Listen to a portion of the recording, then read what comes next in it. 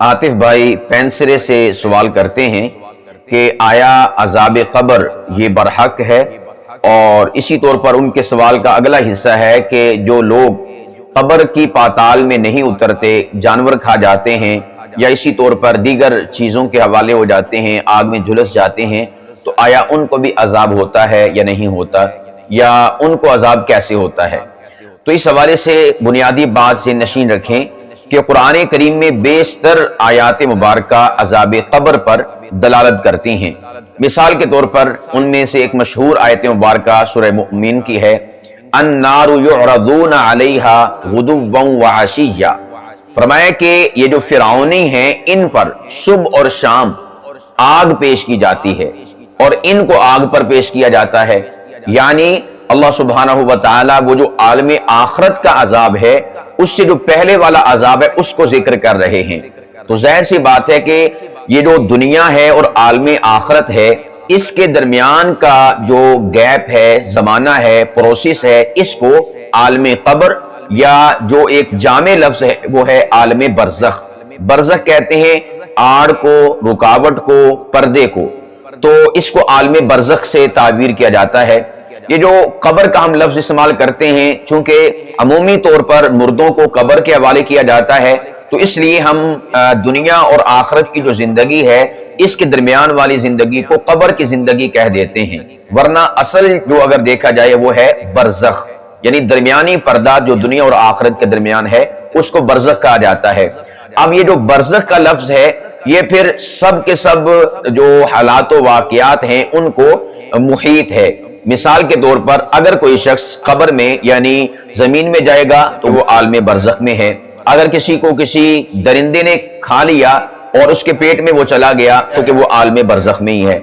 इसी तौर पर किसी को आग में झुलसा कर उसकी खाक को हवाओं, फिजाओं, खलाओं में या पानियों में डाल दिया गया तो वो भी आलम बरज़ख में है। तो यानी बरज़ख का जो लफ्ज है वो तमाम तर जो हालात व वाक़ियात हैं एक मैयत के साथ और एक इंसान के साथ आलम दुनिया और आलम आखरत के दरमियान वाले उसको ये मुहीत है।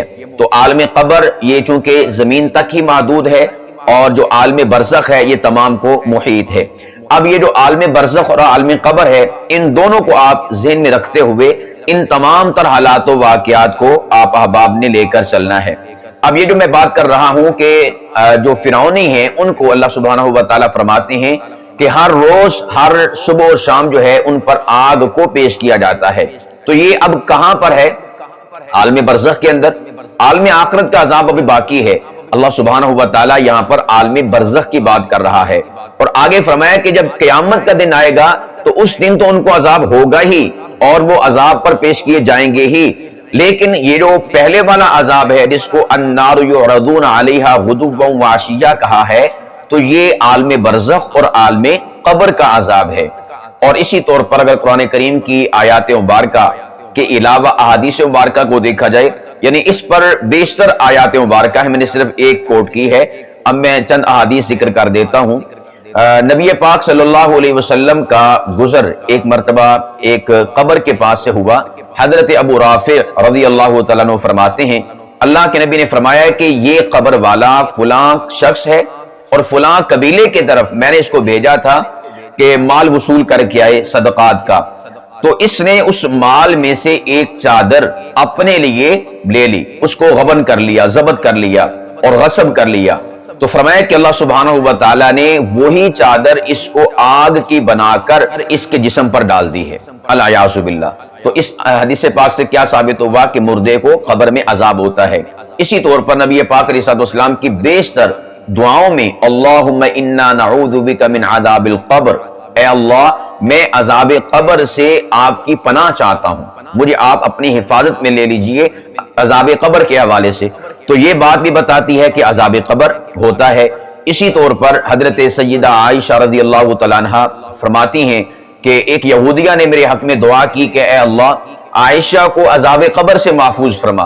तो फरमाती हैं अम्मा आयशा कि मैंने जब नबी पाक तशरीफ लाए तो उनसे अर्ज किया तो अल्लाह के नबी ने फरमाया कि आयशा, यानी उन्होंने सवाल किया कि मुझे फलां यहूदिया औरत ने ये दुआ दी है तो ये अजाब कब्र क्या है?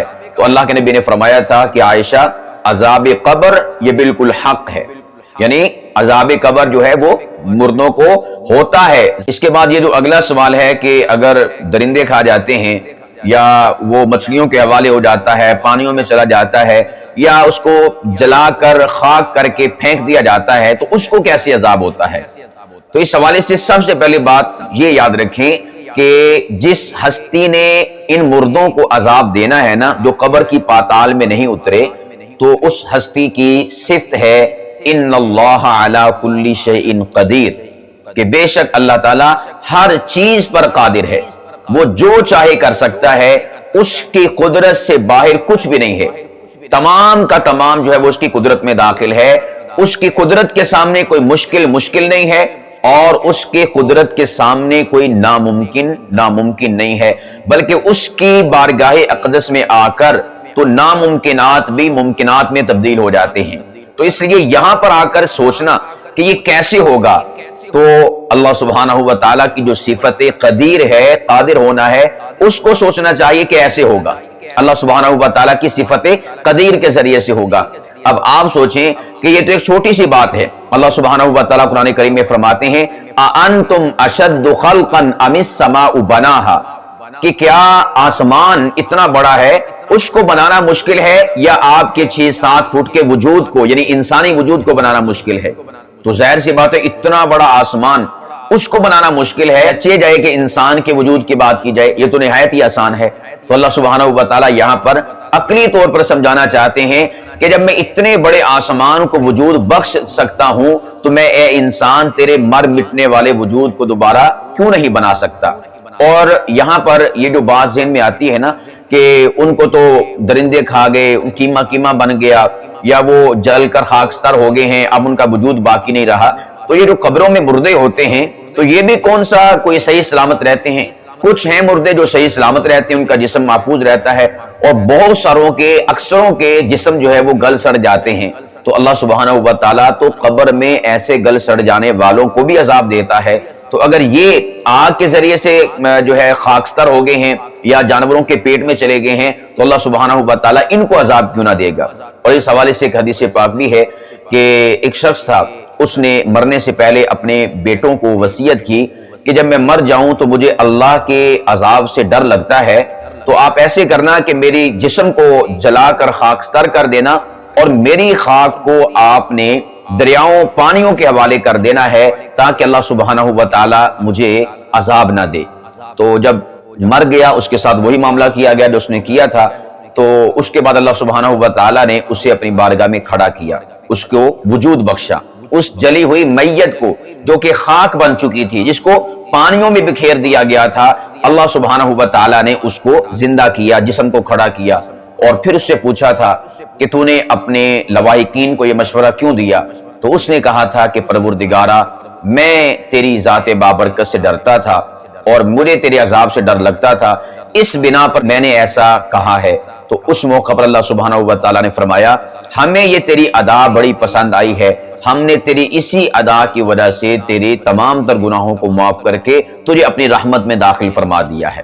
اب یہاں پر دیکھیں کہ اس شخص کی لاش کو جلا کر خاکستر کر دیا گیا، لیکن اللہ سبحانہ و تعالیٰ نے اس کو دوبارہ سے زندہ کر دیا۔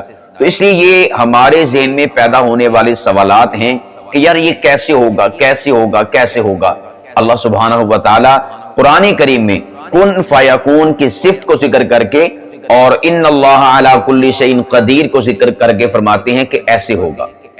یعنی یہ تو انسان کے سوالات ہیں، کیسے ہوگا، کیسے ہوگا؟ اللہ پاک فرماتے ہیں میں قدیر ہوں، ایسے ہوگا، میں کن فیکون کی طاقت رکھتا ہوں، ایسے ہوگا۔ تو اللہ سبحانہ و تعالیٰ ہر چیز پر قادر ہے۔ یہ اگر مسلمانوں کے ذہن میں یہ بات پختہ ہو جائے تو عذاب قبر یا ناممکنات سے متعلقہ جو سوالات ابھرتے ہیں تو ان کا جواب آلریڈی اللہ پاک کی ذات نے قرآن کریم میں بیان فرما دیا ہے کہ میں ایسے ایسے کرنے پر قادر ہوں۔ اور اس کی بیشتر مثالیں ہیں۔ اللہ سبحانہ و تعالیٰ نے تو 100 سال کے بعد عزیر علیہ السلام اور ان کے گدھے اور ان کے کھانے کو دوبارہ سے زندگی عطا فرمائی۔ اللہ سبحانہ و تعالیٰ نے تو حضرت ابراہیم علیہ السلام کے مبارک ہاتھوں سے وہ پرندوں کو ذبح کروا کر اور ان کی بوٹیاں جب ہو گئیں اور وہ یعنی کہ اس زندگی سے ہاتھ دھو بیٹھے، پھر اللہ سبحانہ و تعالیٰ نے ان کو زندہ فرما دیا۔ تو یہ سب کا سب جو ہے اللہ سبحانہ و تعالیٰ نے آلریڈی قرآن کریم میں بیان فرمایا ہے کہ میں کیسے اپنی قدرتوں کا اظہار کروں گا۔ تو اس لیے اگر بنیادی پوائنٹ ہمارے ذہن میں یہ بیٹھ جائے، کون سا؟ کہ جو ہمارا پروردگار ہے جس کو اللہ کہتے ہیں، اس کی صفت کیا ہے؟ انما امرہ اذا اراد شیئا ان یقول لہ کن، کہ بس وہ جب ارادہ کرتا ہے کسی شے کو بنانے کا تو بس اتنا کہتا ہے کہ ہو جا، فیکون، اس کے حکم جلالی کے سامنے وہ شے وجود پکڑنا شروع ہو جاتی ہے اور اس کے سامنے حاضر ہو جاتی ہے۔ یہ اللہ سبحانہ و تعالیٰ کی صفت ہے جو دنیا میں کسی کو نہیں عطا فرمائی۔ اور اس کے بعد دوسری صفت جو اللہ پاک کی ذات نے بیان فرمائی، ان اللہ علی کل شیء قدیر، کائنات کی ہر شے عبد القادر ہے، میرا اللہ ہے جو قادر ہے۔ کائنات کی ہر شے عبد القدیر ہے، لیکن میرا پروردگار ہے جو قدیر کی صفت کے ساتھ متصف ہے۔ اور قدیر کہتے ہیں جو تمام تر اشیاء کو بنانے کی، ہر کام کرنے کی قدرت رکھتا ہو، اس کو قدیر کہا جاتا ہے۔ جو مشکلات، جس کے لیے مشکلات نہ ہوں، اس کو قدیر کہا جاتا ہے۔ جس کے لیے ناممکنات ممکنات ہوں، اس کو قدیر کہا جاتا ہے۔ جس کے لیے کچھ بھی مشکل نہ ہو، اس کو قدیر کہا جاتا ہے۔ تو میں نے آپ احباب کے سامنے یہ جواب عرض کیا ہے کہ اللہ سبحانہ و تعالی ہر چیز پر قادر ہے۔ وہ ان تمام تر خاکستر ہونے والے جو مردے ہیں یا درندوں کا لقمہ بن جانے والے مردے ہیں، اللہ سبحانہ و تعالی ان کو عذاب دینے پر مکمل طور پر قادر ہے۔